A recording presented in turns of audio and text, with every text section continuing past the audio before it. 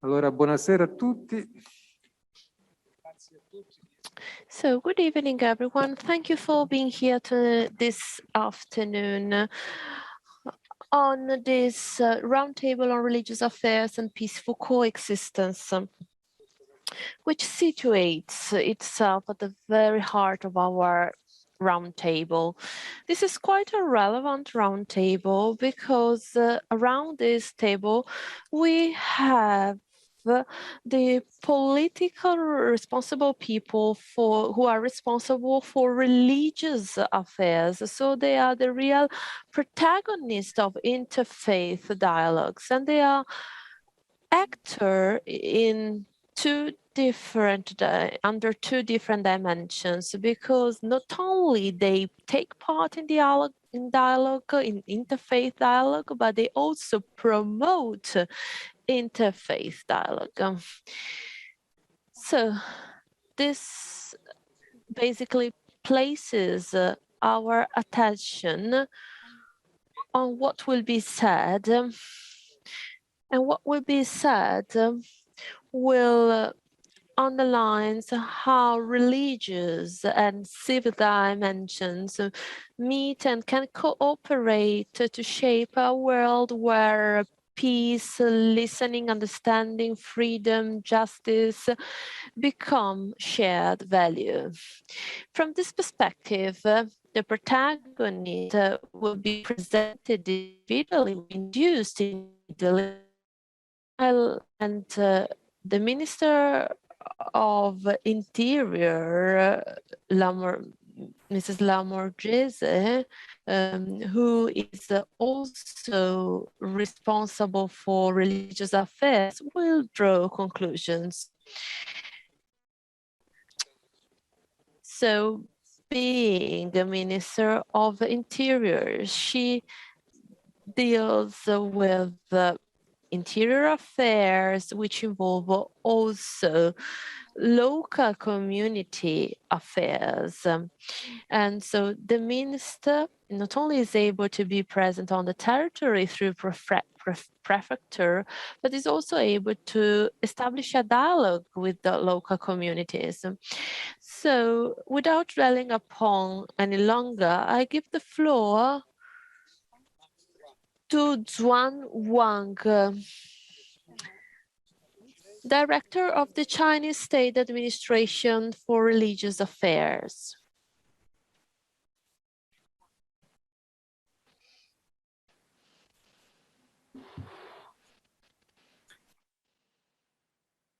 尊敬的帕伊诺先生，尊敬的拉莫尔杰塞先生，尊敬的史蒂利亚尼德先生，各位嘉宾、各位朋友，大家下午好！感谢论坛组委会邀请我参加20国集团信仰节论坛，并允许我以视频的方式发言。在此，以中国国家宗教事务局和我个人的名义，对此次论坛的举办表示衷心祝贺，对参加论坛的同仁致以诚挚问候。Honorable Mr. Alessandro Pagino, Honorable Luciana Lamorgese, and Honorable Cristiano Stielonites, dear guests, dear friends, good afternoon. I'd like to thank the organizing committee for inviting me to join the G20 Interfaith Forum and allowing me to address the audience through video. On behalf of the National Religious Affairs Administration and myself, I would like to extend my heartfelt congratulations to the forum and warm greetings to all the fellow participants. 本次20国集团信仰节论坛的主题是治愈时刻。人类在同疾病和各种灾难的斗争中，宗教发挥着不同程度的影响。治愈新冠肺炎疫情造成的创伤，需要包括各个宗教在内的人类社会共同努力。历史和现实告诉我们，宗教之间的和谐相处有助于人类社会一致应对重大挑战。因此，从宗教事务与和平共处的角度审视治愈时刻是一个值得探讨的话题。The theme for G20 Interface Forum 2021 is Time to Heal. In humanity's fight against diseases and various disasters, religions have had a varying degree of impact. To heal the wounds brought by COVID-19 requires the joint efforts of mankind, including those from various religions. History and realities have already taught us how harmonious coexistence among religions help the human society to respond to major challenges in solidarity. It is therefore a particularly worthwhile endeavor to explore the theme of this event, Time to Heal, from the perspective of religious affairs and peaceful coexistence. 各位嘉宾、各位朋友，本人供职的中国国家宗教事务局一项非常重要的职责，就是促进各宗教之间的和睦相处，共同维护国家统一、民族团结、社会和谐。中国历来是一个有多种宗教的国家，历史上佛教、伊斯兰教、天主教、基督教先后传入中国，同道教等本土宗教在交流碰撞中逐步学会和平共处，共融于中华文化，扎根于中华大地，形成了多元通和、和合共生的局面。中国历史上很少发生宗教迫害和宗教冲突，为我们今天处理宗教多元性问题提供了有益的历史境界。One of the key responsibilities of the National Religious Affairs Administration of PRC, where I serve as a director, is to promote harmonious coexistence among religions, with our concerted efforts to maintain national unity, solidarity, and social harmony. China has always been a country of multiple religions. Throughout its history, Buddhism, Islam, Catholicism, and Christianity have been introduced to China and gradually learned to peacefully coexist with Taoism and other local religions through exchanges and coalitions as they converge and blend with Chinese culture and take root in Chinese context. It has thus generated pluralism and harmonious coexistence. Religious persecution or conflicts seldom occur in Chinese history, which provides a useful historic reference for us in dealing with religious pluralism today. 在当代中国，宗教和谐局面得到很好的传承，并不断注入时代内涵。中国共产党和中国政府致力于构建阶级健康的宗教关系，正确处理执政党和政府与宗教、社会与宗教、国内不同宗教、本国宗教与外国宗教、信教公民与不信教公民等诸方面的关系，促进宗教关系和谐。经过持续不懈的努力，我国宗教呈现出彼此尊重、和睦相处、凝聚共识、协调行动的新境界。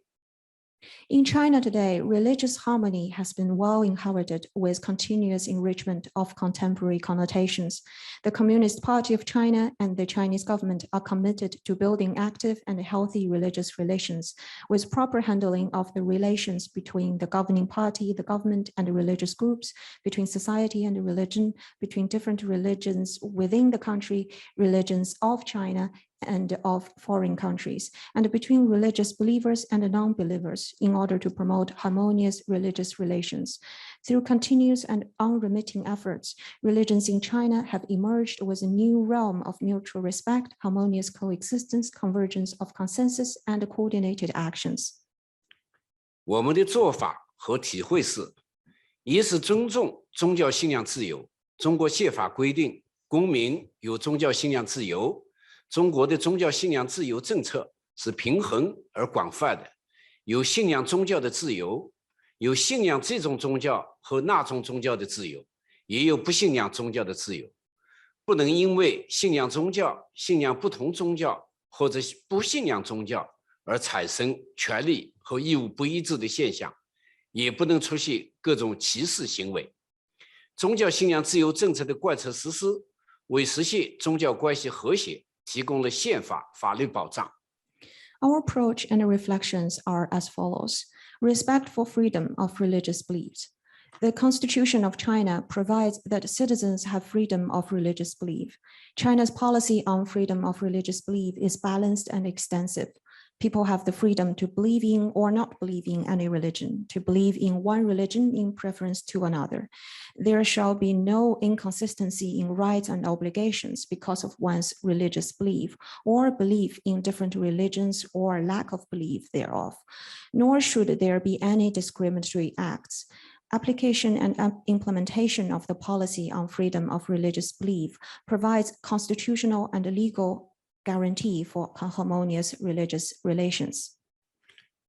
二是坚持宗教平等原则，不管是外来宗教还是本土宗教，不管宗教的规模和影响大小，中国政府都一视同仁，平等对待，在法律上享有同等地位。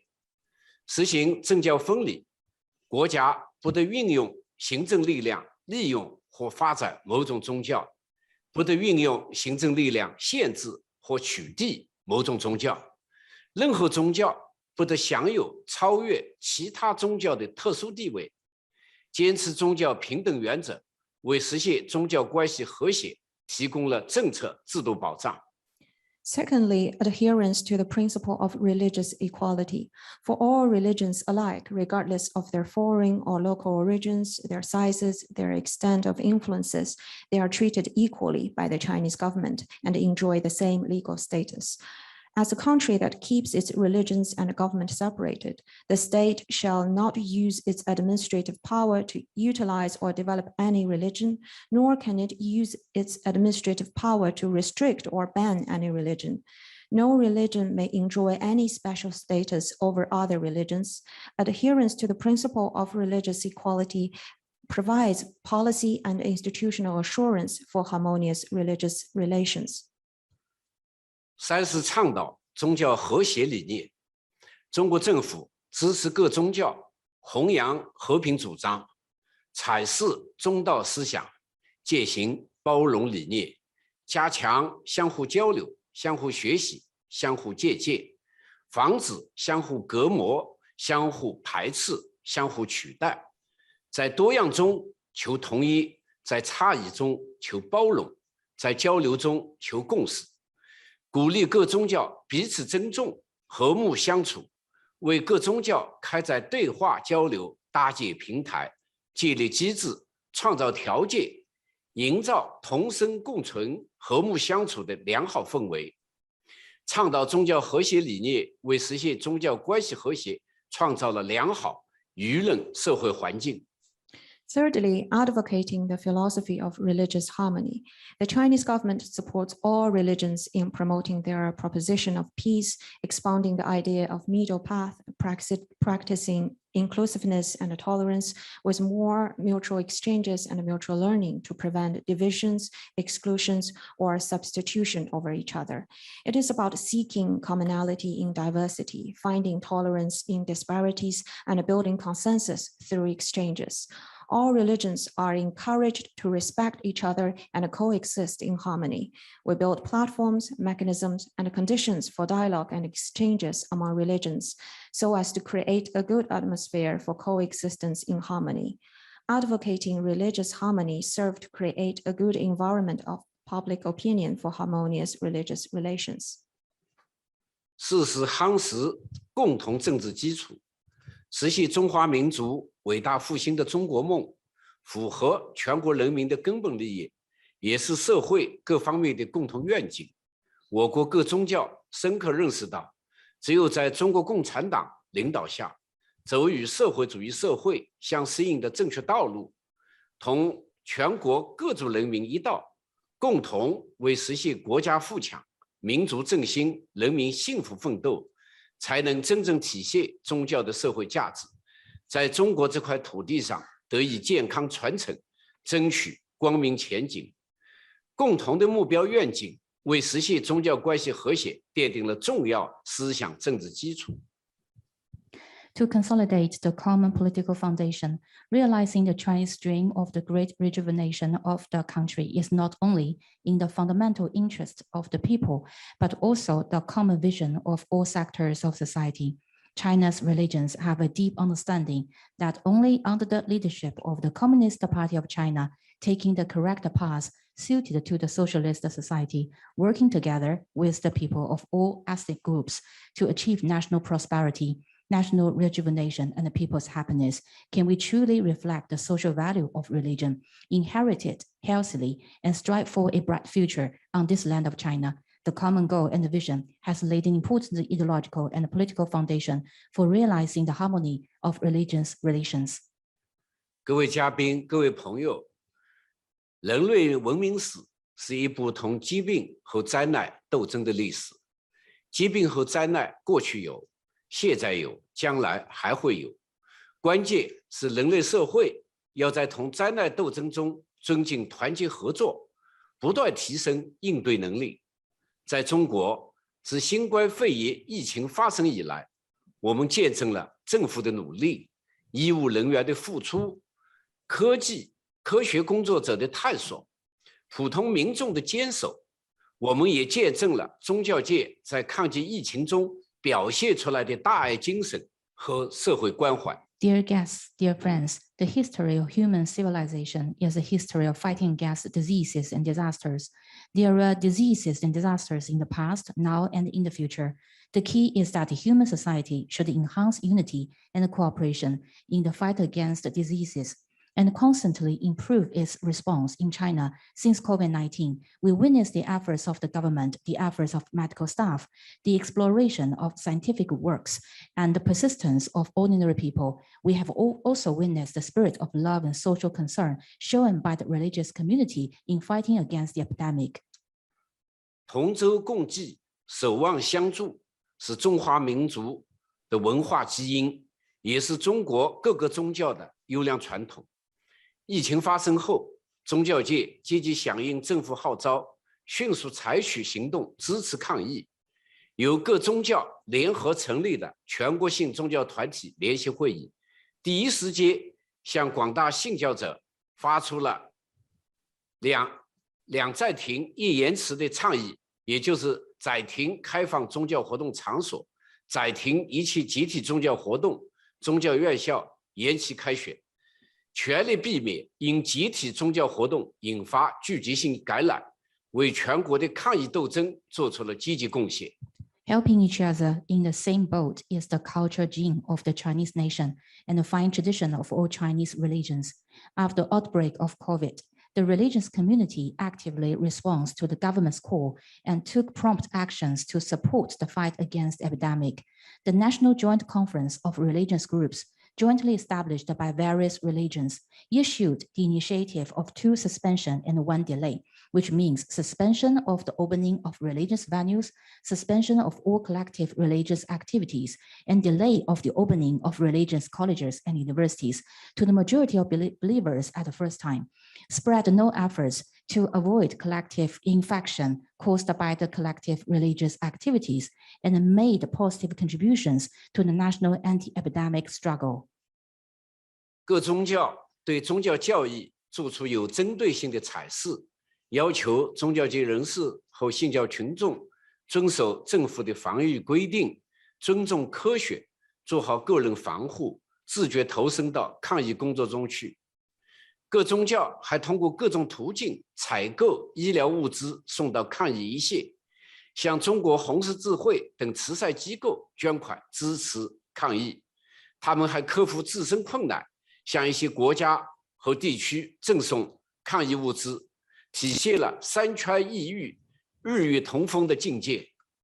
中国宗教界在抗疫斗争中展现出来的讲大局、讲法治、讲科学、讲爱心的精神面貌，得到了政府和社会各界的广泛好评。中国抗击疫情能够取得令人注目的成效，是包括宗教界在内的社会各方面团结一心、共同战役的结果。All religions made specific interpretations of religious doctrines, requiring people in religious circles and religious believers to abide by the government's epidemic prevention regulations, respect science, do a good job in personal protection, and consciously participate in the epidemic prevention work. All religions also purchase medical materials, through various channels and send them to the front line of the anti-epidemic efforts and donate money to charities such as the Red Cross Society of China to support the work. They also overcome their own difficulties and presented anti-epidemic materials to some other countries, reflecting the realm of mountains and rivers in different regimes, but sun and moon in the same wind. The spirit of stressing the overall situation, the rule of law, science, and love shown by the Chinese religious community in the fight against the COVID has been widely praised by the government and all sectors of the society. China's remarkable achievements in combating epidemic are the result of the unity of all sectors of society, including religious circles and the common fight against epidemic. 病毒不分国家、种族、信仰和宗教，是人类的共同敌人。只有各国秉持生命至上理念，高举团结合作的旗帜，才能再而胜之。当前新冠肺炎疫情尚未得到有效遏制，恢复正常生产生活仍然面临严峻挑战。战胜疫情不仅需要清除新冠病毒，还需要克服团结抗疫中的各种干扰和障碍。世界上各宗教应当联合起来，反对在抗疫中存在的以邻为壑、违背科学、政治操弄、无视生命等行为，以超越国家、地区、种族、肤色、文化传统、宗教信仰、社会制度的胸怀，呼吁携起手来共同抗疫。中国宗教愿同各国宗教一道，共同努力，做出自己的贡献。Viruses are the common enemy of mankind, regardless of country, race, belief, and religion. Only when all countries uphold the idea of light first and hold high the banner of unity and cooperation can we win this war against the COVID-19. The current outbreak of the COVID has not been effectively controlled, and it is still facing severe challenges to resume normal production and life. To overcome the epidemic, we need not only to remove COVID-19, but also to overcome all kinds of interference and obstacles in solidarity and epidemic prevention. All religions in the world should unite to oppose the practice of battering science neighbor, violation of science, political manipulation, and disregard for life in the fight against COVID, so as to go beyond the mind of countries, religions, regions, races, skin color, culture, traditions, religious belief, and social system, and call for joint efforts to fight epidemic. Chinese religions are willing to work together with religions of other countries to make their own contributions. 疫情是一面镜子，抗疫斗争给我们以深刻启示。我相信，团结就是力量，坚持就是胜利，治愈时刻的曙光就在前头。各位嘉宾，各位朋友，疫情以生命作为代价告诫我们，我们生活在一个地球村，人类是命运共同体，各国休戚相关，命运与共。宗教界的和平相处是构建人类命运共同体的应有之义。The epidemic is a mirror, and the fight against the epidemic has given us profound enlightenment. I believe that unity is strength, persistence is victory, and the dawn of the healing moment is ahead. Dear delegates and friends, the epidemic, with the cost of real lives, is reminding us that we live in a global village. Mankind is living in a shared community of destiny, and all countries share a lot. Peaceful coexistence among religions is the due meaning of building a community of shared destiny for mankind. 借此机会，我提3点建议。第一，践行宗教和谐理念。世界上各个宗教都是主张和平的，但从古至今，因宗教信仰差异引发的仇恨和冲突不断发生。没有宗教界的和平，就没有社会和谐、国家安宁和世界和平。宗教信仰十分可贵，但不能必来达至宗教之间的和平共处。政府宗教事务部门应当把倡导宗教和谐理念作为重要的职责，提供有利于促进宗教和谐的政策法规保障，创造有利于促进宗教和谐的社会环境，激发宗教界追求宗教和谐的内生动力。I would like to take this opportunity to make 3 suggestions. First, to practice the concept of religious harmony. All religions in the world advocate peace, but hatred and conflicts caused by differences in religion beliefs have occurred continuously since ancient times. Without interreligious peace, there will be no social harmony, national peace, and world peace. Freedom of religious beliefs is very valuable, but it cannot necessarily achieve peaceful coexistence among religions. The Religious Affairs Department of all governments should take the advocacy of religious harmony as an important responsibility, provide policy and a legal guarantee conducive to promoting religious harmony, create a social environment conducive to promoting religious harmony, and stimulate the endogenous driving force of religious circles to pursue religious harmony. 呼吁各宗教采视和弘扬教义思想中和平、和谐、和好等重要思想资源，摒弃唯我独尊、以我为中心的心态，正确对待其他宗教，学会与其他宗教和平共处，探索与其他宗教的合作之道。要共同反对利用宗教干涉别国内政、改造别国文化、改变别国制度。宗教不能成为实现地缘政治目标的工具。We call upon all religions to interpret and carry forward the important, valuable resources of peace and harmony, as well as harmony in their doctrines and thoughts. Abandon the egotism and the self-centered mentality, treat other religions correctly, learn to coexist peacefully with other religions, and explore ways to cooperation with other religions. We should jointly oppose the use of religion to interfere in other countries' internal affairs, transform other countries' cultures, and change other countries' national systems. Religion cannot become a tool to achieve geopolitical goals. 第二，开展宗教之间交流互鉴，促进宗教和谐最重要的途径是推动各个宗教之间的交流对话和包容互鉴。世界上任何宗教都是在不断吸收各种文化中演化而来的，也只有在不同文明的交流交融中得到发展。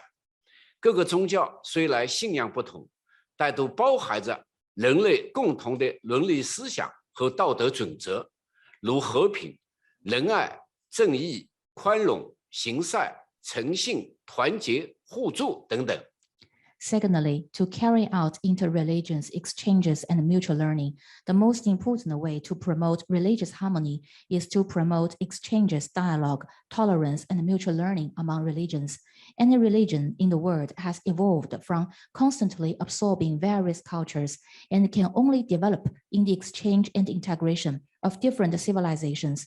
Although different religions have different beliefs, they all contain the common ethical thoughts and moral norms of mankind, such as peace, benevolence, justice, tolerance, doing good, integrity, unity, and mutual assistance, and others. 这些共同伦理规范是宗教植根于社会的基础，也是宗教与宗教之间交流和合作的基础。要秉持和而不同的理念，支持各宗教之间、各国宗教之间开展对话交流，尊重差异，扩大共识，兼收并蓄，互学互鉴，实现共同进步。支持各宗教围绕维护和平、应对灾难、保护环境、消除贫困、制止战争、反对恐怖等人类共同议题上加强合作，在合作中增进理解和谅解。These shared ethical norms are the basis for religions to find their rootings in society and the basis for interreligious exchanges and cooperation. We should uphold the idea of seeking harmony in diversity with support for dialogue and exchange among religions and between religions of different countries. We respect differences, expand consensus, and learn from each other in an embracing manner so as to achieve common progress.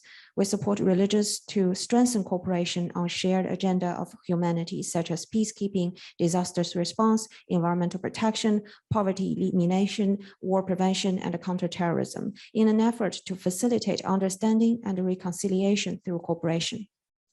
第三，推动构建人类命运共同体。构建人类命运共同体是世界发展和人类未来的前进方向，已经被写入联合国文件，成为国际社会广泛共识，也是各宗教愿意为之努力的目标。要支持各宗教发挥自身优势，顺应各国人民追求发展进步的共同愿望，弘扬和平、发展、公平、正义、民主、自由的全人类共同价值，推动构建设持久和平、普遍安全、共同繁荣、开放包容、清洁美丽的世界。Thirdly, to build a community of shared future for mankind. This is a way forward for world development. This is where the future lies for mankind. It has been incorporated into UN documents already and has become a broad consensus of the international community. It is also a goal that religions are willing to work towards. We shall support all religions to give full play to their own strengths, respond to the common aspirations of people from all countries, to pursue their development and progress, to promote common values of peace, development, fairness, justice, democracy, and freedom for the entire humanity, so that we can build an open, inclusive, clean, and beautiful world that enjoys lasting peace, universal security, and common prosperity. 各位嘉宾、各位朋友，沉舟侧畔千帆过，病树前头万木春。相信经过国际社会共同努力，一定能够早日战胜疫情，迎来真正的治愈时刻。也相信通过共同抗疫，对文化间和平、宗教间理解起到重要的推动作用。Dear guests and dear friends, as the Chinese poem reads, past the fallen ship, 1,000 sail onward, for a sick tree, 10,000 thrive by spring.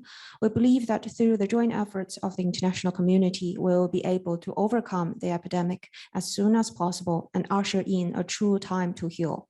I also believe that through the joint fight against the epidemic, we can play an important role in promoting peace among cultures, understanding between religions. 感谢论坛主办方在疫情下为不同国家与会嘉宾提供交流机会，相信大家能够从彼此聆听中受益。借此机会，我诚挚邀请各位与会代表在疫情得到控制后的适当时机来中国访问旅行，感受真实的中国。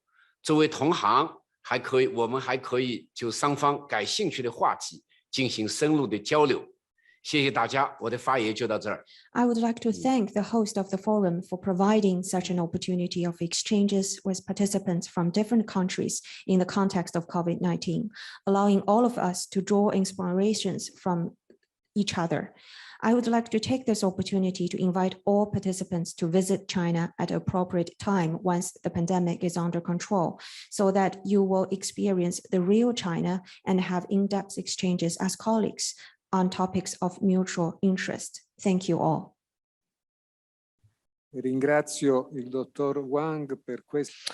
Thank you, Dr. Wang, for this long and complex contribution, explaining and displaying what the Chinese state has made to foster coexistence and harmony among different religions and to ensure the principle of freedom of faith and religion, and stressing the importance of religions in fighting COVID-19. So the whole this is the result of a balance which is underpinned by the freedom of religion and their practices, and government have a role in promoting such an harmony, but which is also based on the freedom of expressions of the different communities.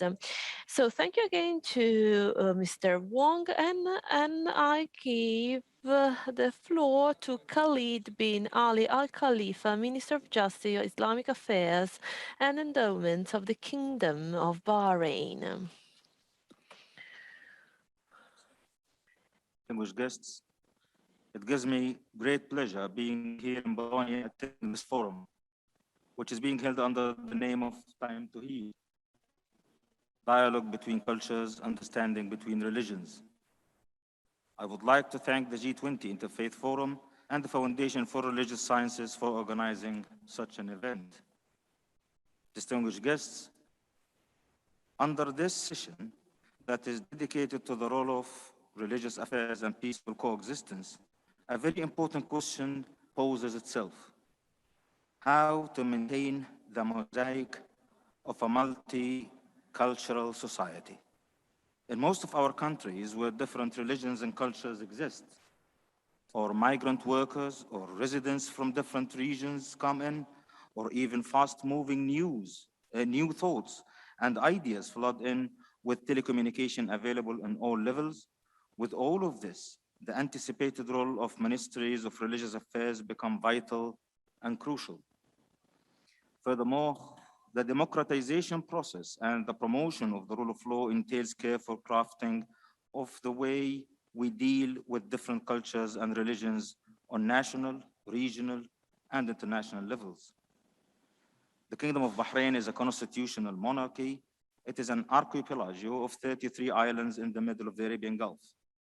Historically, pearls were the major economic sector, where pearl diving and trade with the rest of the world, especially India, was the main source of income. 200 years back, a Hindu temple was established in the heart of Manama, the capital of the country. Churches, synagogues, and other worship places for different religions were established. The souk, since then until now, comprises many merchants of different origins and beliefs. And with the discovery of oil and the change in our economy, diversity got widened. Banking and telecom industries diversified more our latitude of cultures existing on the land of the kingdom.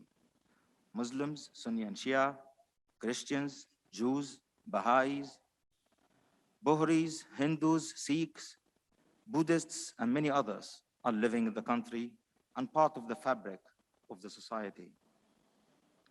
In an environment where the rule of law is established, there is no distinction in the rights and duties of citizens that are based on their beliefs, origins, color, and culture. Laws are for all and applies on all.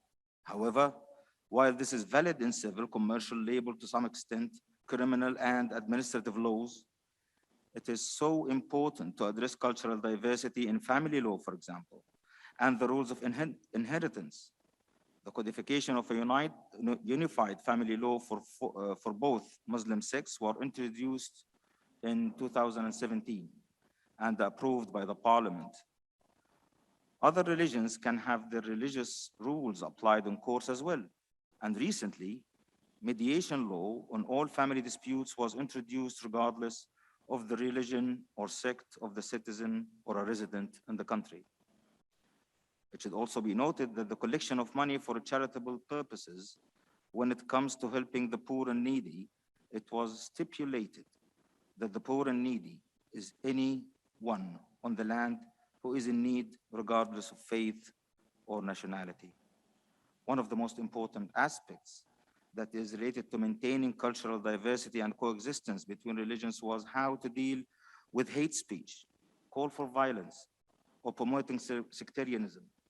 In 2009, the Code of Conduct of Religious Sermons was issued to emphasize that religious sermons must hold and maintain respect for coexistence and tolerance.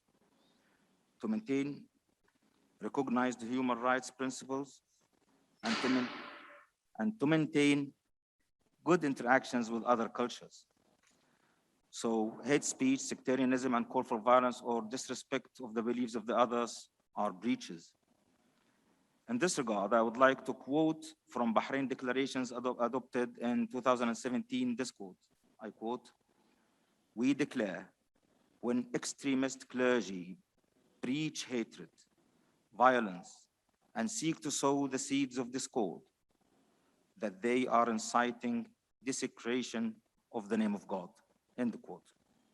Since 2012, a committee of specialists analyzed sermons and classified breaches into call for violence, hate speech, sectarianism, politicization of worship. And since then, a constructive dialogue between the ministry and religious preachers is on, and lots of roundtables and discussions took place. The outcome was very positive in promoting understanding and coexistence between all. It's also worth pointing out that the political parties, some of them used in their title the word Islamic. This was allowed with a declaration from the political party at its formation from the moment of inception that the word Islamic is a reflection of the general identity of the kingdom, but does not mean any sect of Islam, and does not preclude non-Muslims to participate in any level in the party, nor that gives any advantage of a Muslim over non-Muslim. A recent and still current example in COVID era was the application of health requirements on worship places and religious rituals. It entailed joint committees and consultation between the national medical team and leaders of the religious communities to apply comprehensive regulations without distinctions that also took into account different rituals that every religion or sect has. Bahrain is a hybrid multicultural society, and the main challenge to maintain this mosaic comes when there are international or regional conflicts that are based on religion, sect, or origin. It is for the benefit of all our countries, including the Kingdom of Bahrain and its people, to see peace and coexistence prevail in every place in the world. Bahrain, therefore, hosted two major events on dialogue in 2002 and 2014. The Kingdom also established in 2017 King Hamad Global Center for Peaceful Coexistence, which mainly works on the promotion of tolerance and acceptance of others. In 2017, Bahrain Declaration was issued to emphasize on religious faith and expression, freedom of choice, and religious rights and responsibilities. In Italy, Sapienza, King Hamad Chair on Dialogue and Coexistence Studies is attracting more and more students, and we hope that their graduates will be advocates for tolerance and coexistence all over the world. In this particular issue, I would like to quote from Bahrain Declaration. I quote, "Ignorance is the enemy of peace. It is therefore our duty to learn, to share, and to live together by the tenets of faith in the spirit of mutual respect and love," end quote. I end my word by asserting that collective work from all of us is required. It is a duty on us all to form a better future for our kids. The result of our collective actions will determine us, because we are not what we are, and we are what we are not. We are what we are yet to be. I have faith that humanity can do a lot better. This is our collective faith. Thank you for listening.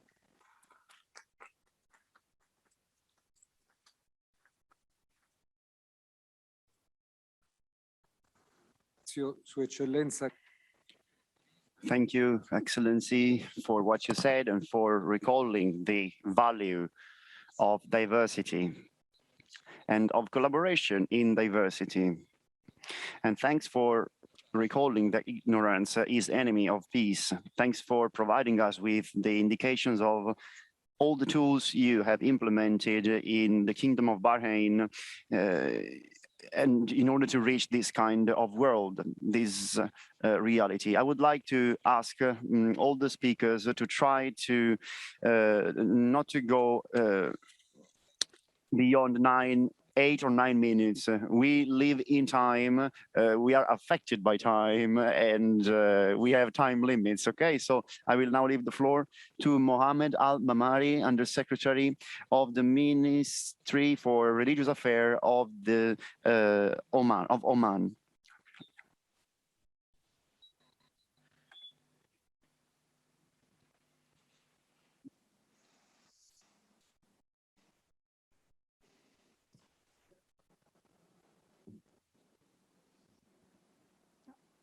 Bismillah ar-Rahman ar-Rahim. Your Excellencies, esteemed guests, ladies and gentlemen, real pleasure to be in this historic city of Bologna, in this significant gathering that revives and renews hope in our spirits and give us time to heal as we experience the consequences of this pandemic and are facing its serious challenges together. Let me first of all to extend my deepest gratitude on behalf of His Excellency Sheikh Abdullah Al-Salimi, the Minister of Endowments and Religious Affairs of the Sultanate of Oman, for this kind invitation, and to the government of Italy for the hospitable reception and warm welcome, to Professor Alberto Meloni, and to all those who developed their efforts to make this forum come to life in such difficult conditions. Esteemed guests, the world, whether pro-COVID-19 or post-COVID-19, has always imposed into unlike reality, a reality that is unfamiliar to us all.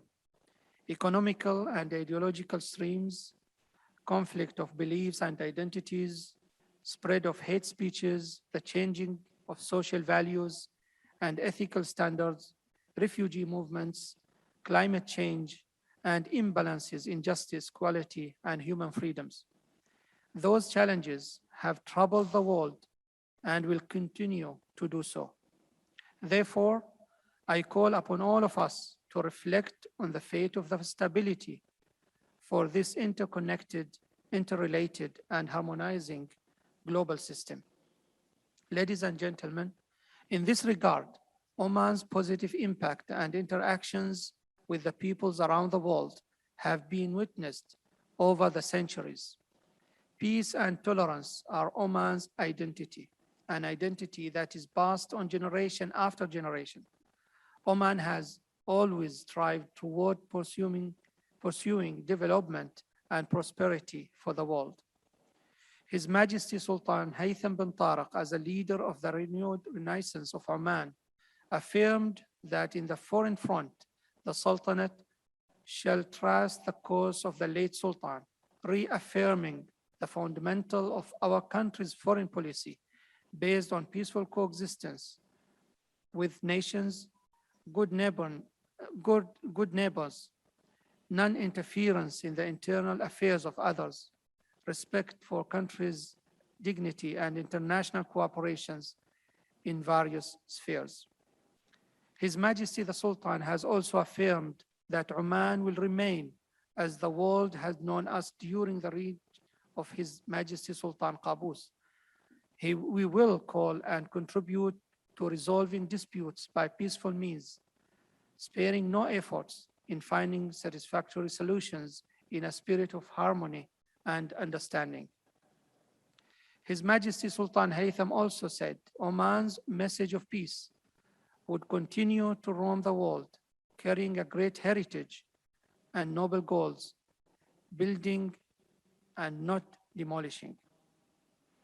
Oman's 2040 vision thrives to promote tolerance and global peace in aims for Oman to become a globally leading society in the areas of mutual understanding, coexistence, and peace. Distinguished guests, world peace and stability that we all seek demand accepting our differences, accepting human changes and human renewed needs, then returning to the basics and constant values affirmed by the Universal Declaration of Human Rights, to help us all establish a common ground for dialogue that lead towards rebuilding the present and creating hope for the future. In the Sultanate of Oman, attaining global peace and safety and importing concepts of tolerance, mutual understanding, and coexistence from the depths of intellectual into the surface of reality relays in 3 dimensions: reason, justice, and global ethics. In Arabic, al-aql, wal-adl, wal-akhlaq. Reason, to honor humans for being humans without discrimination. Justice, that shades all humans. Global ethics, the sum of shared human values that protect reason and justice from drifting towards personal whims and negative discrimination.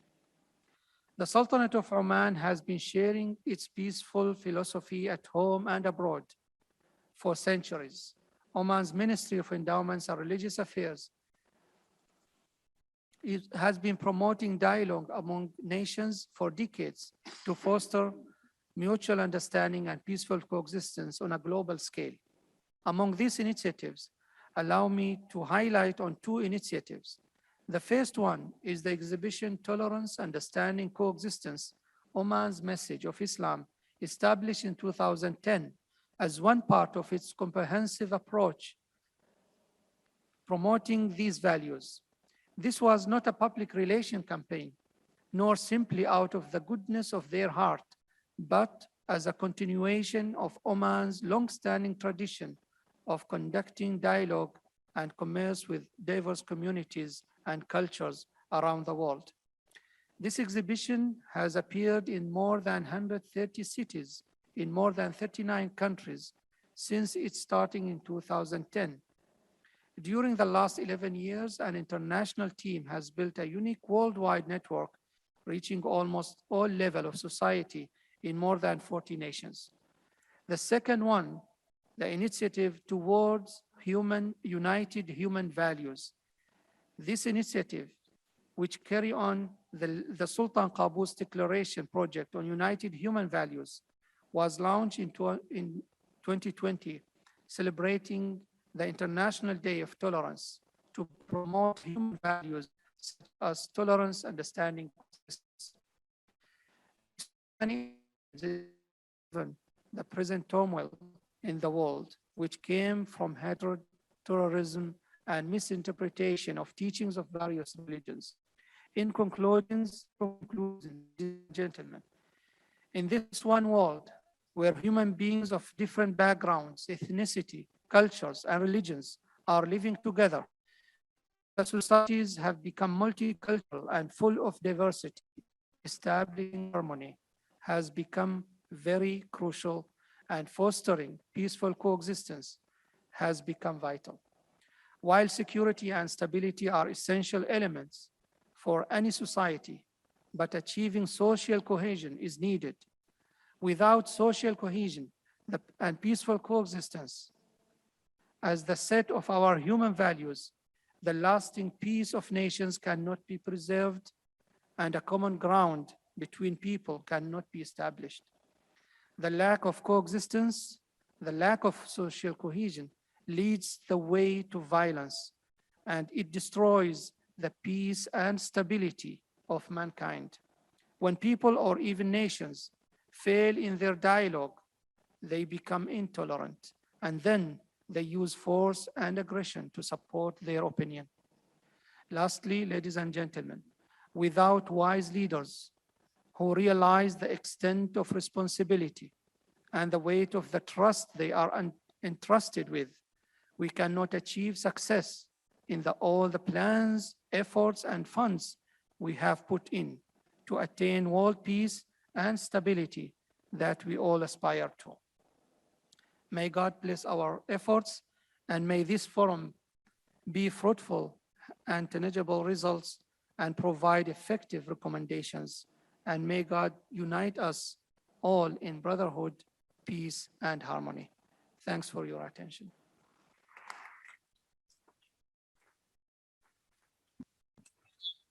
Ringrazio il rappresentante del... Thank you very much to the Undersecretary of Ministry of Oman for having recalled the central role of peace, of building of peace in a multicultural world, and also the role of religions and their capacity to dialogue among them to shape a shared future. Yesterday, I said that religions give hope to the future, and this is precisely the concept at the very heart of your commitments and concerns. Now the floor to Ali Rashid Al Nuaimi, founder and chairman of the World Muslim Communities Council and chairman of the International Center of Excellence for Countering Violent Extremism. It's a great honor to be part of this session and to be also in Bologna, a city of enlightenment and academic, where we all have to learn from the history of this city to pass a message to the world that we have to live together. I understand, Your Excellency, the issue of timing.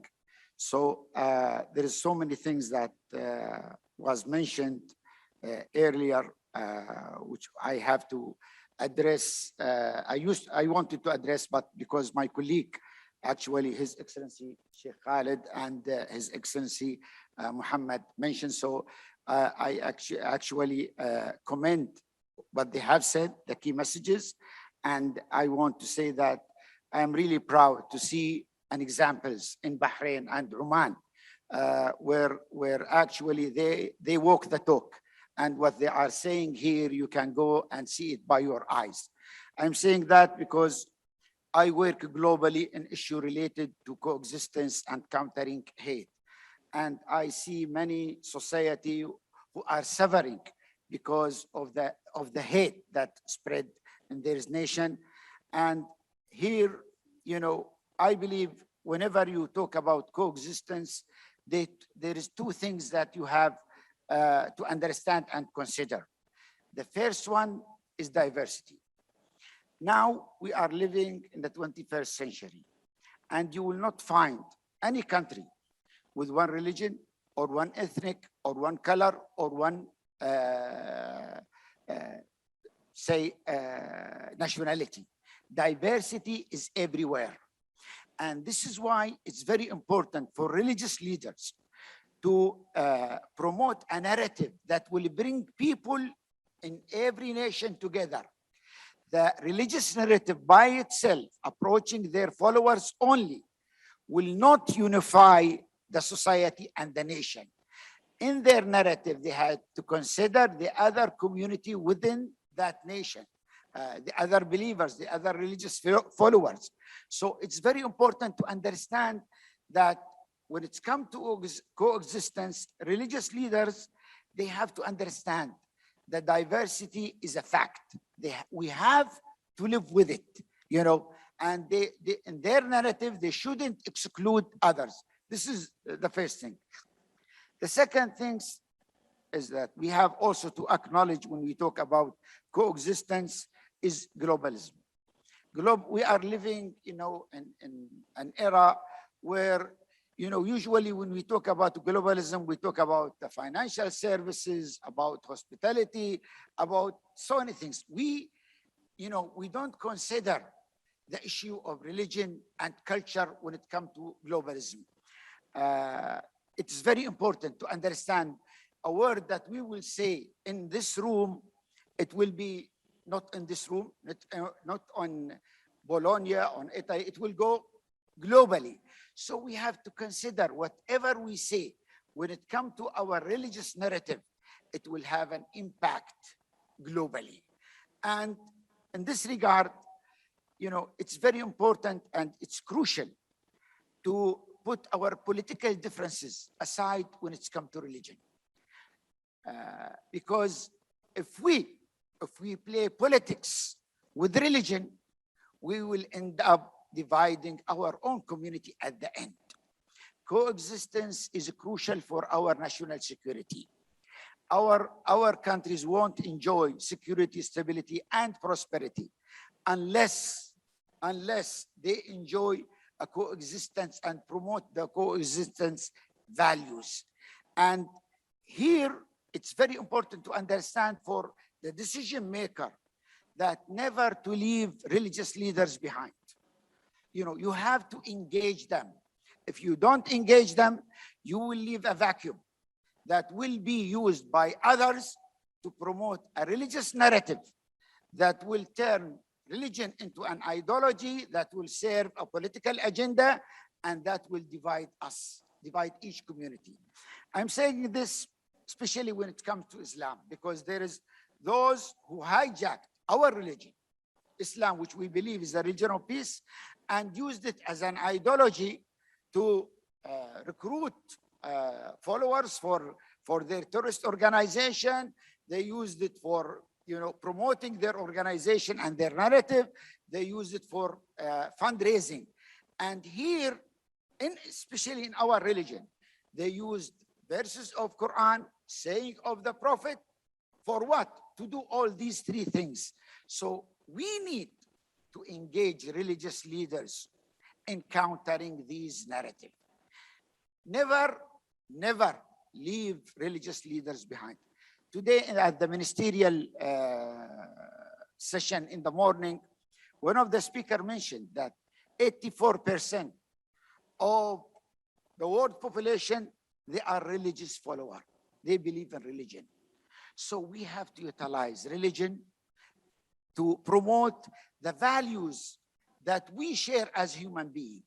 All religion, they have great values that we have to build on and to create to create bridges of respect, trust between different religions, different ethnics, different communities.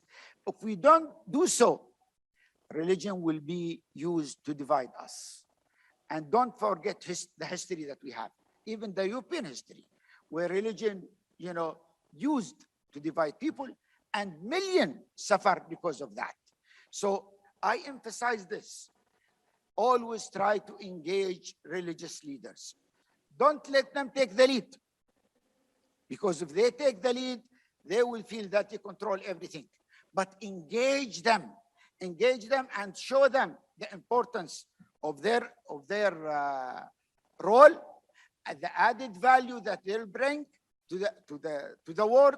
And at the same time, keep feeding them with the right messages to protect the national security of each nation. I'm talking about these from these angles because I work globally to counter hate and counter extremism. And I see the threat.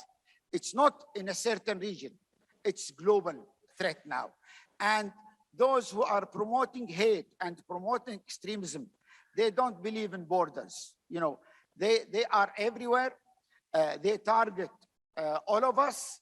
And at the same time, they are actually becoming an expert in using the social media to promote their narrative, to recruit our kids. And they have unfortunately, they have the courage to proceed what they believe in. While many of our religious leaders, they are hesitant to come forward and speak up. They don't have the courage to come and counter the narrative that's created by those who are promoting hate. I know the issue of time, but finally, I want to emphasize this. We have so many meetings that we talk about these things. I think we have to focus on initiatives, programs that will gain the heart and the mind of the new generation. We want the youth to see that there is a real outcome from our meetings, that they have a role in it, that we believe in them, that we are trying and working hard to create a better future for them, that what we are doing now, it's for them, not for us. Thank you very much.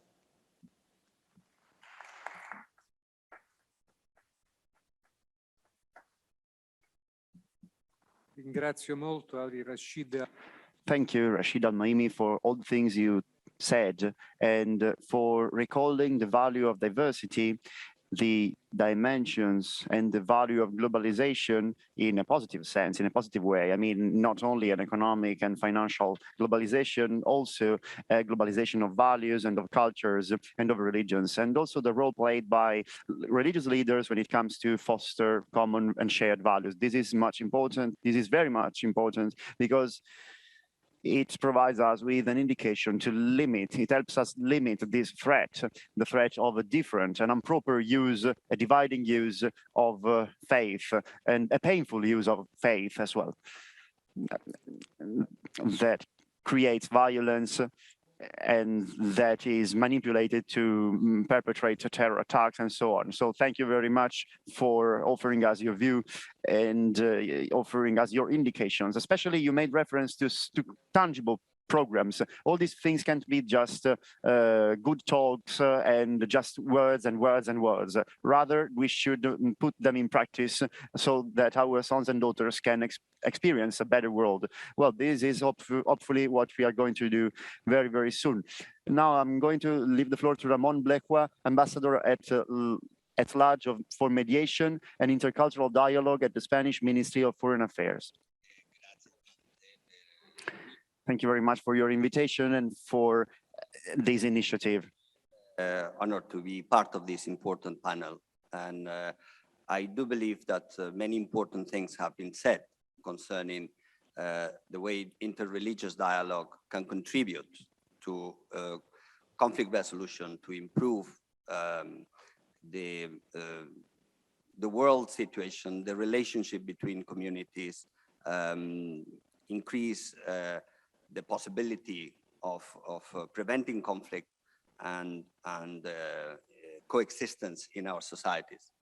But I think we need to have a reality check on what has happened in the last 20 years.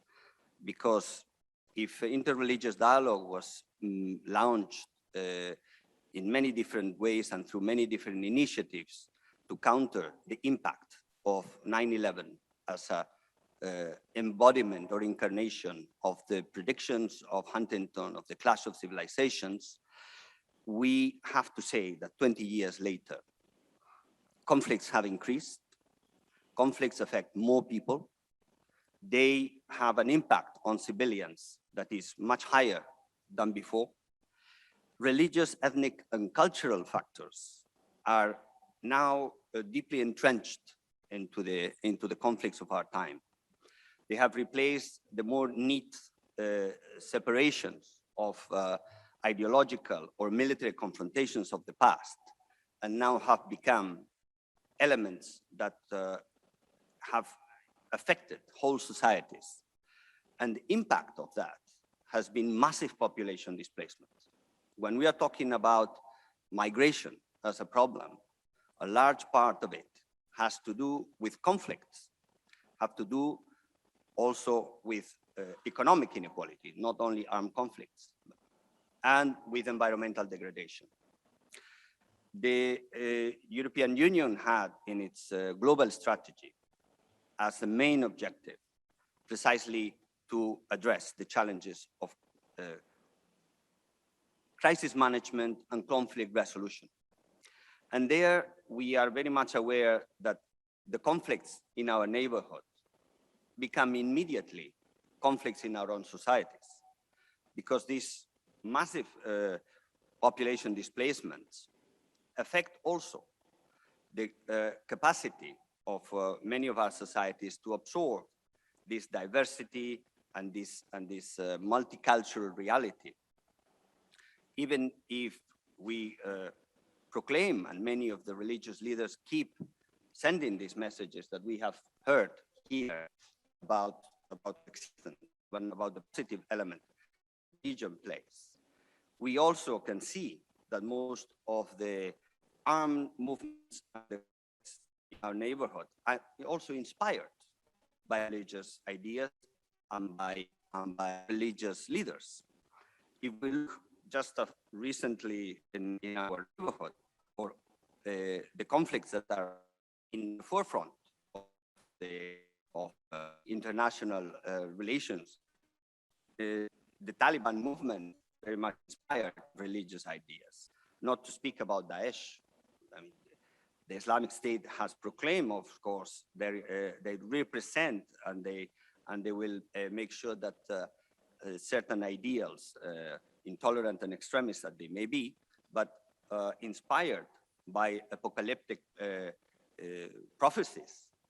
And so are many other, movements, the Houthi in Yemen, or Hezbollah in Lebanon, or the Hash al-Shabi in Iraq. They are also inspired by religious ideals. So religion is very much at the center of conflict. And for example, the UN Department for Peacebuilding and Political Affairs, in the last strategic document, they acknowledge that conflict is becoming more complex, more intractable, and more difficult to address with traditional mechanisms and instruments. So we are having now a situation in which non-state actors are now replacing the traditional parties in conflict, and they have a much more decisive role in decision-making in many countries as state institutions implode or become irrelevant, partly because they are unable to respond to the demands of the population, partly because the new reality in international relations makes these non-state actors, and I'm not talking here about militias only, although they are a very important manifestation, tribal, ideological, or religiously inspired militias. I'm talking about from transnational corporations, the digital platforms, criminal networks. They are as powerful as many states. They become as influential as many states.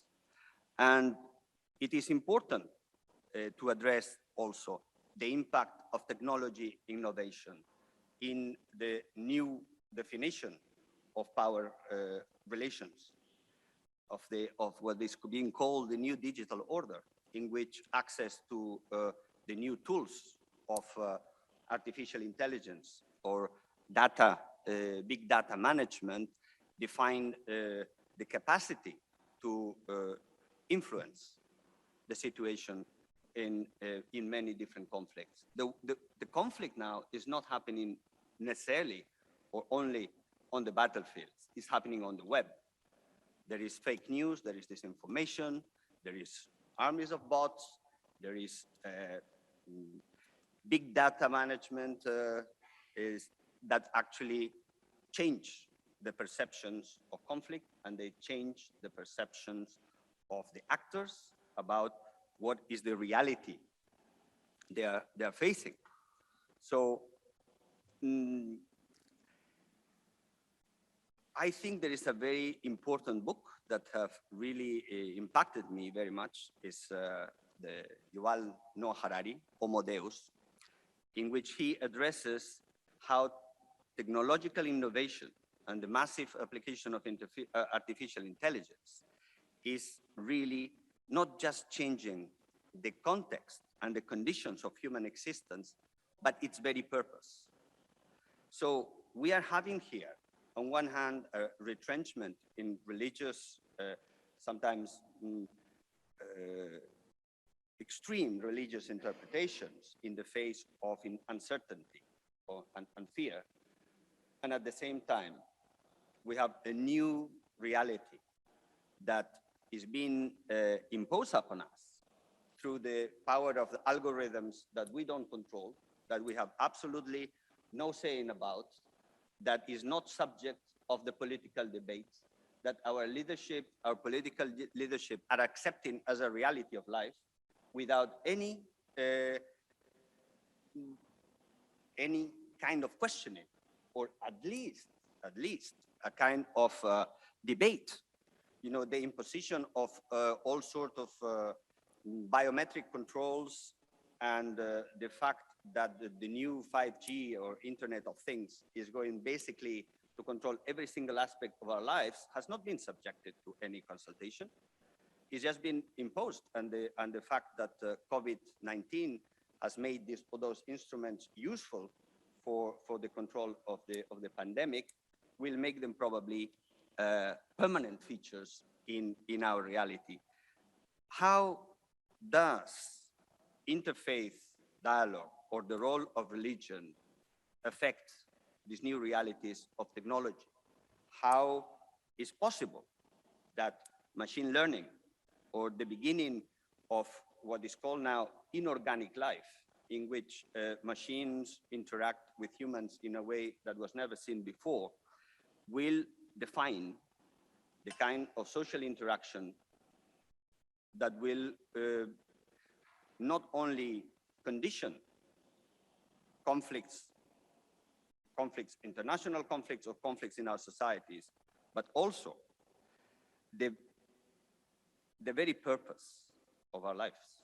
I mean, how can religion, and here interreligious dialogue is obviously a much more powerful instrument because it brings together different sources of wisdom, different traditions, and they could, I think, take a much more proactive role. If we keep just the old declarations in which we are basically clinging to the self-gratification role of the good intentions of our beliefs, this is not going to change the reality of conflict. But if we can harness the extraordinary, powerful energy of religious experience as an element for transformation, for social transformation, or for the transformation of conflicts, that could become certainly an instrument of change that will also give a certain purpose to the use of the new technologies in a positive way, in a way in which it has a certain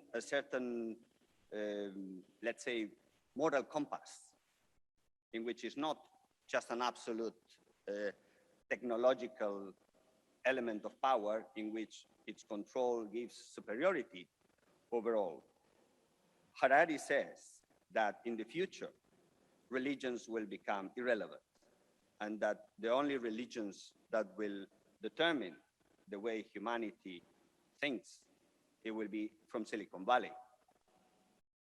I very much agree with his analysis. I don't necessarily agree with his conclusions, because I think it is in our hands to really change that reality.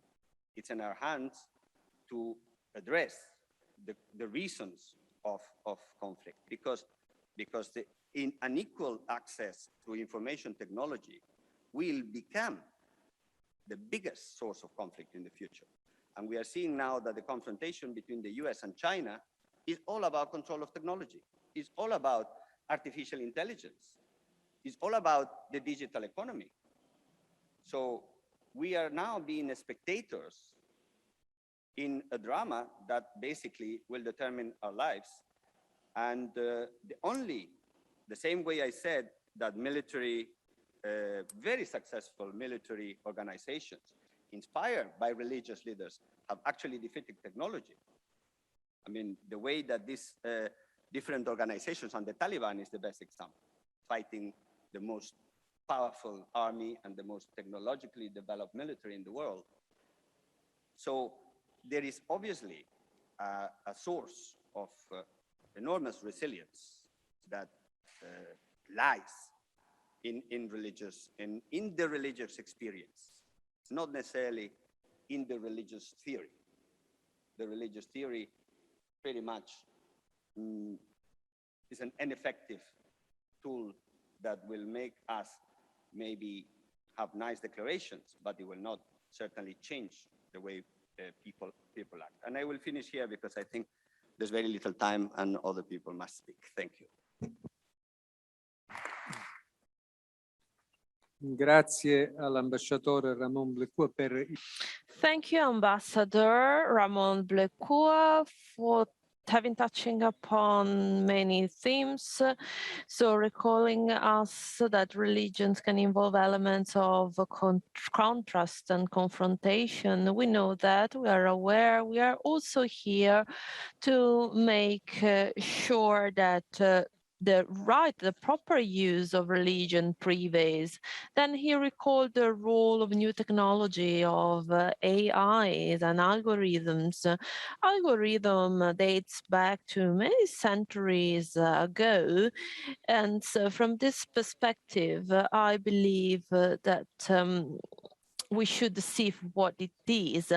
Debate is open, and we know that we have on the one hand big tech and on the other hand the big states. So the bet here, the challenge here is creating a technological democracy, which is actually the new purpose which has been undertaken by the European Union as well, by promulgating a regulation on the use on AI, as it can have negative consequences. But I believe that the awareness is the most important thing, because tools having negative consequences can be produced, but it is awareness which counts. I mean, rifle and guns do not shoot by themselves, but they need a hand behind them. For this reason, we need to work to change awareness, consciences, and the support of value to in the awareness that we are united in our destiny as human beings. And I believe that despite all difficulties, this can happen. Also, our numbers and figures are Arabic, of course. And I believe that this is something we need, for which we need to thank the Arab world, because it is a shared heritage. And now I give the floor to Afra Al-Sabri, General Director of the Ministry of Tolerance and Coexistence of the United Arab Emirates. Amen. It's my honor and privilege to convey to you the greetings and the best wishes of His Excellency Sheikh Nahyan bin Mbarak Al Nahyan, Minister of Tolerance and Coexistence in the United Arab Emirates. Unfortunately, because of pressing obligations, he was unable to be here today in person. He asked me to express to you his great appreciation for your strong commitment to searching vigorously for justice, peace, and understanding and tolerance in our world. His Excellency Sheikh Nahyan bin Mbarak sent a special message for this important forum, and it's my honor to read this message to you on his behalf. Your Excellencies, ladies and gentlemen, greetings from the United Arab Emirates. We are deeply grateful to the people and city of Bologna for hosting this G20 Interfaith Forum. My country wishes the greatest success for this gathering. We reaffirm our national commitment to exchanging ideas and experiences, to discussing issues of common interest and concern, and strengthening cooperation among us all. The objective of this forum is for us to build a bridge among cultures and religions. We seek ways to bring hope and optimism to relationships we have long been characterized by doubt and lack of trust. This forum makes the statement that common ground is possible if we come to know one another as an equal and as a champion of peace and the human well-being. I address you today, ladies and gentlemen, as the Minister of Tolerance and Coexistence in the United Arab Emirates. We have long recognized in the United Arab Emirates that tolerance and peaceful coexistence need our constant effort to support and make it an integral part of our lives. We must accept others and welcome them an effective participant in society. Without discrimination, we must consciously reject negative stereotypes and seek dialogues to resolve misunderstanding and build trust. We must understand that religion's fundamentalism is not unique to any one religion, nor to any single region. We must help societies deal with it in a normal, constructive way, reform and economic prosperity, inspire confidence and realistic hopes for a future characterized by healing, understanding, progress, and stability. These hopes for the future of human societies were on the mind of His Holiness the Pope and His Eminence the Sheikh of Al-Azhar when they issued the Abu Dhabi Declaration on Human Fraternity in 2019. That historic document asked everyone to commit themselves, and I quote, to work strenuously to separate the culture of tolerance and of living together in a peace. Putting an end towards environmental decay and moral and cultural decline. The declaration emphasizes that peace and understanding promote the qualities of experiences that unite rather and divide and enable a shared stake of public well-being and happiness regardless of cultural, ethnic, and religious differences. Our experience in the United Arab Emirates shows that for peace, tolerance, fraternity, and understanding to reach their full potential, they must begin with individual by educating them and providing accurate information about relationships between religions, cultures, and people. We must also focus our effort on local communities and then on countries and ultimately on the entire world. In all of this, tolerance and understanding must extend to positive and honest dialogue among all of us, regardless of our religion, ethnicity, nationality, culture, economic status, or political belief. We must actively seek that dialogue and become accustomed to exchanging knowledge and opinion, and to listening carefully and respectfully to the voice of others. Such dialogue can enable us to accept differences and recognize shared values. Tolerance and understanding require the courage to confront, announce, and embrace diversity, because tolerance rewards the courageous and peace, harmony, and prosperity. As the world continues to weather the COVID-19 pandemic, the importance of tolerance, peace, fraternity, and understanding looms larger than ever as global principles that are essential to safely and successfully navigating to a global crisis. Years from now, when we reflect on this time, I am hopeful that we will see that it was a peace, cooperation, and adherence to human values that sustained us, to provided us to the dedication and resolve, unite, preserve, and succeed.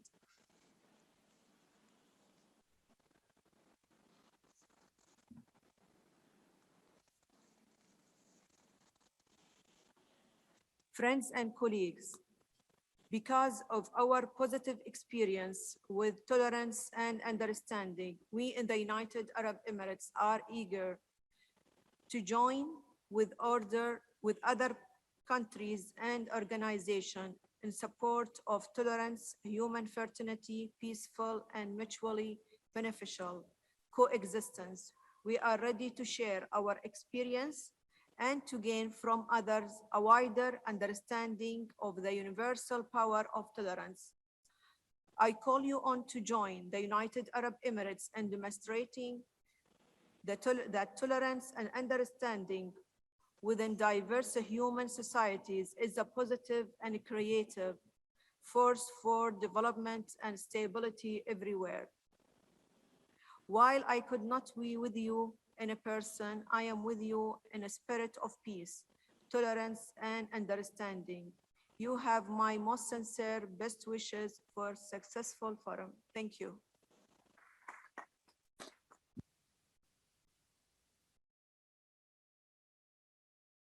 Ringrazio la sceicca, Frau. I would like to thank Fayal Sabri. She brought us the message of her Minister for Words. The minister has indicated the words necessary for tolerance, comprehension, understanding at universal level. It has been very important, this reference to loyalty, because loyalty well, actually, fiducia is the word for loyalty, comes from fides, which is faith. So you need to have faith, you need to keep the faith and hope for a common future, for a shared future. So those who are loyal, those who believe, those who have beliefs have hopes in a better future. And I think that this is a way that we need to use. We need to rebuild faith. We need to rebuild faith, and we need to rebuild the capacity of understanding each other and of going on, of going forward. In pandemic times, we can say that faith is a vaccine against diseases, social diseases and difficulties. Thanks for listening. And I would like to leave the floor to Mr. Volker Barreschein. He is the head of the Religion and Foreign Policy Department of the Federal Foreign Office of the Federal Republic of Germany.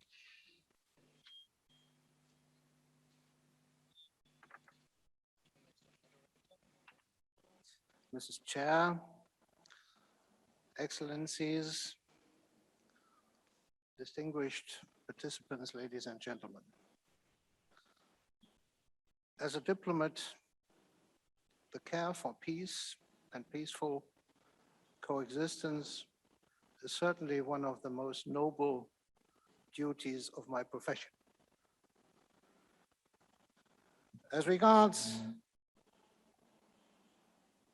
phenomena which we face nowadays,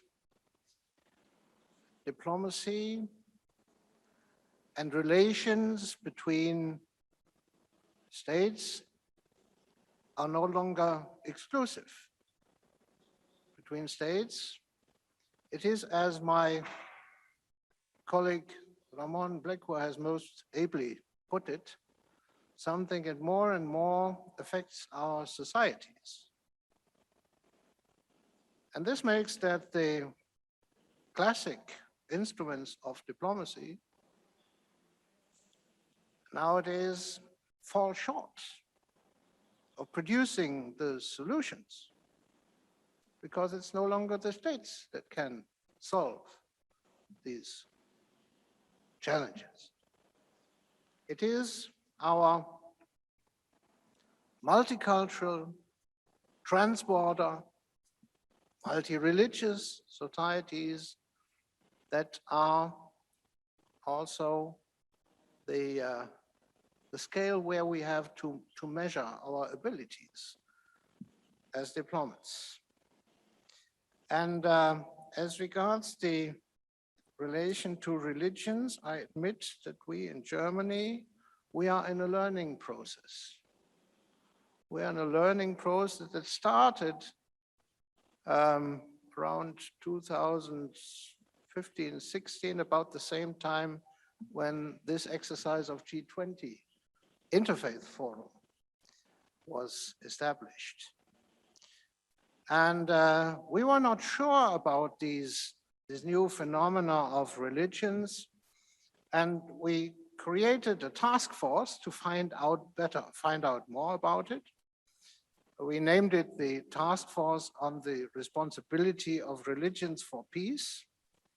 And the idea was to bring religious leaders together and see what happens. I apologize to those around this table. In fact, we were not sure about Islam. We were very much still in the logic of post 9/11, the fight against extremism, and we have, well, 5 million Muslims in Germany, and with connections abroad, and we wanted to find out, is it possible to bring religious leaders from different faiths together? And we learned that it's not only possible, it's even rewarding.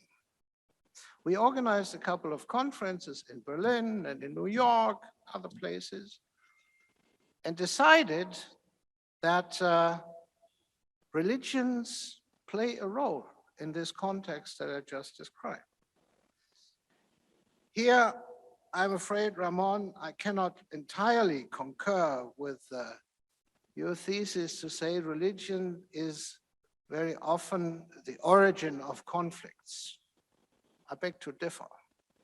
Most of these conflicts are the usual conflicts for power, for resources, for influence.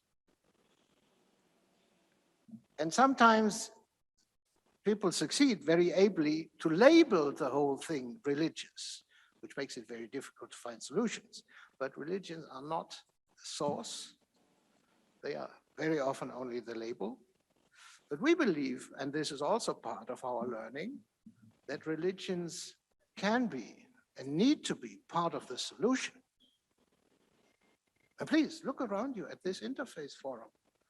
The religious leaders that we see, that we hear, are they creating conflict? No, the contrary is true. This is the task. So what we have done after this initial learning process, we indeed founded a division on religion and foreign policy. We created an ambassador for religion and foreign policy. I'm afraid, Mr. Moderator, I'm like Ramon, I'm also an ambassador of the Federal Republic of Germany on this particular issue. And we were proud to find a very important partner that brought us the know-how that we in the diplomatic service do not have about religion. And that is Religion for Peace. Religions for Peace, with its more than 50-year-old international network of structures in more than 90 countries, and all religions. And those who have heard Asa Karam this afternoon know how she sees it as the Secretary General of Religions for Peace. And we are very proud that Religions for Peace decided to have in 2019 the World Assembly in Lindau. We supported it. Lindau is a nice town in the south of Germany where Austria, Switzerland, and Germany come together at the Lake of Constance. And there we had the World Assembly of Religions for Peace, which was an experiment for us. It was an experiment for us as well, because we wanted to test whether it is possible not only host a conference of an important partner organization, which we support, but to add the element of diplomacy. And so in 2019, firstly, we had formats where religious leaders and diplomats were brought together, not only German diplomats. We succeeded to win over diplomats from a variety of countries, and it was a learning process for the diplomats. It was a learning process for the religious leaders, and it was a learning process for us as supporters of the conference to see that indeed between religion and diplomacy, synergies are possible, in particular when it regards the tackling of conflicts, the search for solutions, and finding of ways that either religion on one hand side, on the other hand, diplomacy on the other side alone would not be able to produce. It was a start, and it worked out. 1 year later, again in Lindau, Religion for Peace decided to have another conference. That was the first assembly on women, faith, and diplomacy, where the idea was to highlight the role of the female element in religions and amongst religious actors, and to show that there's a high potential in this field often overlooked. And we established another round of working tables between diplomats and religious leaders. Unfortunately, due to the pandemic, we had to do this all virtually with something members participating. Well, in 3 weeks' time in October, we will have a third Lindau conference. Religions for Peace is doing its World Assembly of Religious Leaders. And this time, the topic is explicitly the World Council of Religious Leaders on Faith and Diplomacy. And again, there will be diplomats from a number of countries, amongst them Ramon Blequa. And now it's not only to get to know each other, it's really with a task of producing solutions or ways to solve concrete issues with the idea to progress in making peace and peaceful coexistence more probable and facilitating this. By the way, we intend to incorporate results of the G20 Interfaith Forum here in Bologna into our deliberations in Lindau. Why not? I mean, and the idea is, if such prominent events as this Interfaith Forum and the World Forum of Religious Leaders of RP voice and come to this denies legitimacy to those who want to use religion for conflict and for violence and for war. And I think it makes a difference. Makes a difference.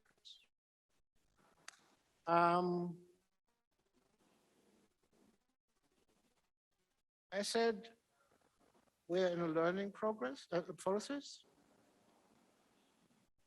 but we're progressing. Look around you. What happens here in Bologna? There's a lot of progress in the last 8, 10, 12 years. There's progress in diplomacy. There's progress as regards government policies in cooperation with religions. There's progress in science, by definition. Science is progressing. And there's progress as regards the positioning and the thinking of religious leaders. I conclude. We have heard in the panels, the last this afternoon, our leaders telling us their visions, their dreams, their great goals. I regard it as my task now to get us there. And please, I think all of us, to try to the best of our abilities to make these visions and dreams to become reality. Thank you.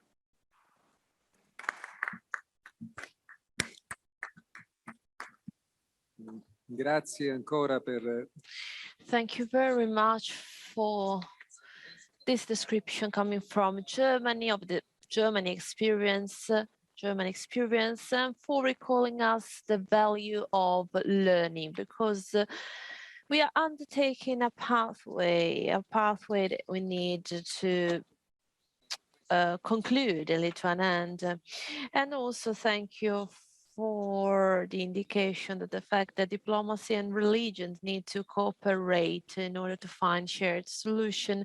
And from this perspective, G20 interfaith can represent an important place. Now the floor is to Atefe Sadeki, Community Development Officer, who basically is a researcher of political history. Yes, I already modified my speech, bearing in mind the shortage of time we have, and I was asked to even make it shorter.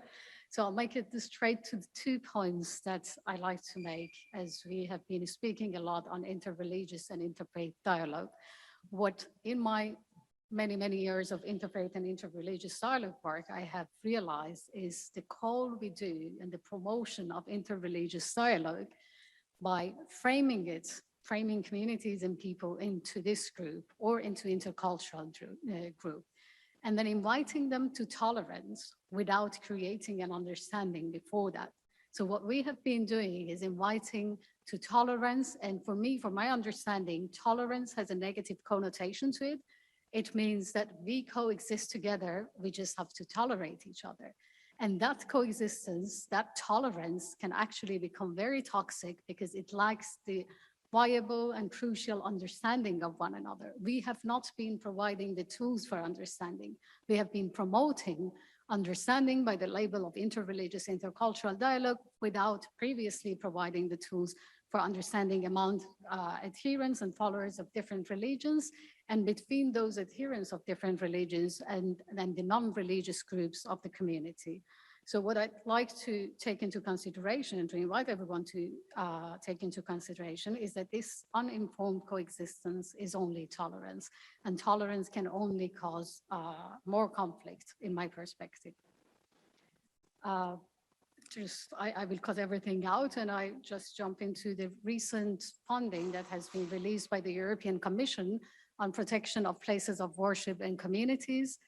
We have developed a SOAR project based on that funding that we have received at the Institute in Enhancing Faith Institutions, where we engaged 7 countries by inviting religious leaders and their community members by providing security training for them to be able to protect themselves on different levels of attacks, be it extremist attacks, hatred attacks, or terrorist attacks, because we deem it necessary and essential that they first know how to protect themselves before they are engaged further into communities.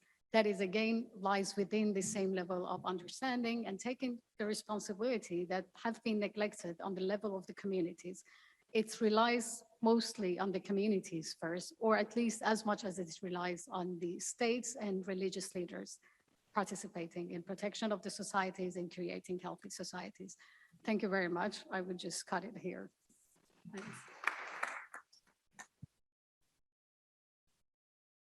questo messaggio che si rivolge appunto non solo. This message was to local communities and states, and after this message, I will give the floor to our Minister of Interiors, Lamorgese, who will share her thoughts and conclusions on such a paramount debate. So first of all, thank you very much for the invitation in taking part in today's session of G20 Interfaith Forum. I've been witness of a very important exchange, such as the value of learning, the need to acknowledge pluralism, and the need to intervene and to act on part of the European Union, who needs to tackle this global challenge, which is the challenge of the religion pluralism. I firmly believe that reference should be made to the role undertaken by religions in the process of shaping of personal individual identities and also collective identities, and also in defining a system of values and in shaping a perspective on the world. And all this is based on the importance of intercultural or interfaith dialogue, which is a tool through which to favor the meeting of different cultures by exploiting a shared ethic ground. I firmly believe in these principles, and for this reason, within the Minister of Interiors, I have established a Council for Islam, and in a short time, we will also refound and re-establish a group of work, a round table made up by the main, most important representatives of religions. I'm making reference, of course, to the Islamic world, because we have already drafted an agenda that should be addressed. Because I believe that hatred, hostility, fanaticism, all these extremisms are the result of manipulation of religions when they are manipulated for economic or political purposes. So for this reason, an action is required on our part with concrete solutions. And while you were speaking, I've been taking notes, and someone said the role of imam. So the imam need to lay the basis to tackle violence, violent actions, and diversity should be understood. This is a fundamental point. This is a crucial point because religious teachings in general, religions in general invite to abide to the peace principle, to the principle of brotherhood, coexistence, civil coexistence. And for this reason, the freedom of belief should be acknowledged as an individual right, and within an acknowledgement of equal rights as an antidote against any form of discrimination. So I believe that institutions should meet and discuss these topics, these themes, to translate these debates into concrete actions, as we need to translate them into actions creating a more inclusive and peaceful society. And I stress the concept of inclusivity, an inclusivity which respects human diversity and dignity, because each and every citizen needs to feel part of a society which is a fulfilled society, a society where everyone has his or her own duty and rights. And this is crucial because everyone can contribute to the society to which he or she belongs. And this despite diversities, because diversity should be considered an added value contributing to the development of the community and society itself. And in this framework, institutions should play a neutral role, which doesn't mean to neglect or to ignore religions, but instead it means that the state takes an active role in ensuring the freedom of belief, which is something which is enshrined also by our constitution. So together with the dialogue, together with the interfaith dialogue, what is needed is a constant relationship and exchange between the political institutions and religious communities with the perspective to shape a multicultural, multi-religious society. And there is a lot going on. There is a lot of debate about IT, technological innovations, and so on and so forth. And so we speak a lot about this, and because of this, we need to be and to adopt a far-sighted approach. And this is up to us because we firmly believe in these principles. Therefore, tolerance is one of those principles, understanding is one of those principles, as against intolerance and violence. So the roundtable that we have established at the Ministry of Italian Ministry of Interiors has specifically the objective to disseminate such principles in order to create and to establish pillars which can be taken as a reference. And this has been done also meeting second generation young generation of the second generations of migrants, discussing with them public education,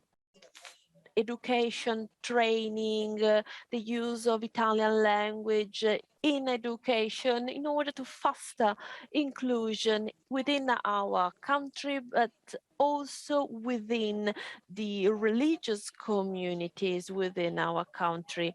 And another topic is youth activism. So the action of the young generation, this is another topic we have been focusing on.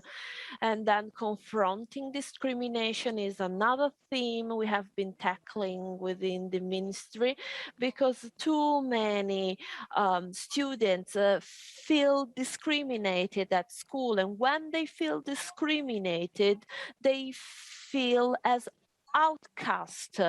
And this is precisely when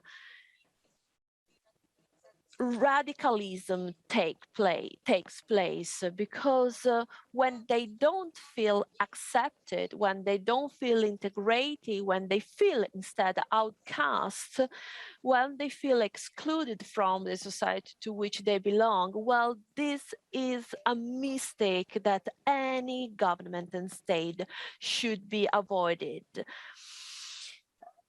If the state and the country is far-sighted, and I believe that the far-sightedness is necessary. I believe that wise leaders are much needed for them to disseminate such principles. So this is the approach I've been adopting for the Italian Ministry of Interiors, of course, working with Islamic communities and religious communities, with a firm belief that respect is always possible, and that the culture of dialogue and understanding is not an utopia, it's not a dream. Instead, it is a prerequisite in order to live in peace, respecting the legal framework, in order to leave to future generations a better world. And I believe that we are equipped of all the tools to succeed.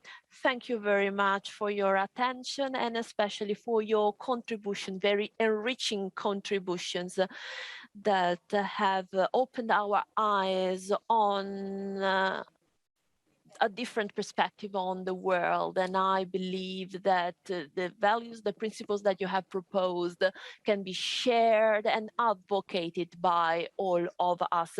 So I'm really happy, and I positively welcome this forum. Thank you very much.